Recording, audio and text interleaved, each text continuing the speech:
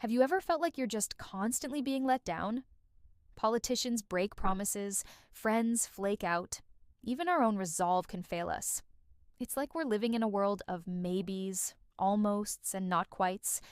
We crave something solid, something we can truly count on. Well, today I want to take you to a passage in the Bible that speaks directly to that craving. It's a vision so powerful, so cinematic, it feels like it's straight out of a blockbuster movie. But it's more than just a cool image, it's a promise that anchors our hope. We're diving into the book of Revelation, chapter 19, verse 11. The Apostle John, exiled on the island of Patmos, gets this incredible glimpse into the future, and he writes, "And I saw heaven opened, and behold, a white horse. And he that sat upon him was called Faithful and True, and in righteousness he doth judge and make war." Let's just pause and soak that in. Heaven itself rips open. And what comes out? Not just an angel, not just a bright light, but a rider on a white horse. Throughout history and scripture, a white horse is a symbol of triumph, of victory, of purity. This isn't just any messenger, this is a conquering king arriving on the scene.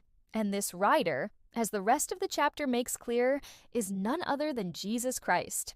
But this isn't the same Jesus we see in the Gospels, walking dusty roads, teaching in sandals. This is the glorified, returning King. And look at the names he is given: Faithful and True. Think about that. In a world saturated with fake news, broken contracts, and shifting values, here is the one who is the very definition of faithfulness and truth. He is the ultimate reality. What he says goes. The promises he makes, he keeps. He is completely 100% reliable. There is no spin, no hidden agenda, no fine print. He is true.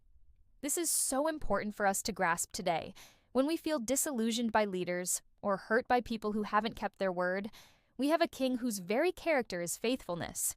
He will not, cannot let us down. His love is not a fleeting emotion.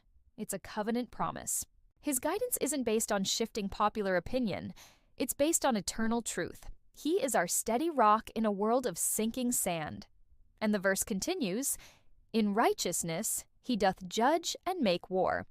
Now, the words judge and war can make us a little uncomfortable. We might picture an angry, vengeful figure. But look at the qualifier. He does it in righteousness. This isn't a war driven by ego or a power grab. This isn't judgment based on a bad mood. This is perfect, holy, and just action. Imagine a world where every wrong is finally made right, where every act of injustice is answered, where evil doesn't get the last word. That is the judgment and war that Jesus brings. It's a restoration of order. It's a cosmic realignment with what is good and right and true. It is the ultimate act of justice that our hearts long for when we see suffering and corruption in the world. This isn't about personal vengeance. It's about divine righteousness setting the universe straight. He is not coming to destroy indiscriminately, but to clean house, to remove the cancer of sin and evil once and for all, so that true peace can reign. So what does this powerful future vision mean for you and me, right here, right now? It's not just something to wait for, it's something to live by. First, it gives us unshakable hope. When the news headlines are chaotic, when your personal life feels like it's spinning out of control, you can lift your eyes and remember who is ultimately in charge. The one on the white horse has the final say. Chaos and evil do not win. This isn't wishful thinking, it's a guaranteed future. And that hope can give us incredible peace and resilience in the middle of our storms. Second, it calls us to align ourselves with his character. If our king is faithful and true, we are called to be people of our word, people of integrity. If he judges in righteousness, we are called to love justice, to stand up for the oppressed, to live with moral clarity not out of self-righteousness, but in humble imitation of our king. We become his ambassadors of faithfulness and truth in a world that desperately needs it. And finally, it gives us courage, knowing that our king is victorious, that he is returning to make all things new, empowers us to live boldly for him. We don't have to be afraid of the future. We don't have to be intimidated by the powers of this world. The story has already been written, and the ending is a glorious victory. We are on the winning side, and that knowledge should fuel our every action, our every word, and our every prayer. The rider on the white horse is not a myth or a fairy tale.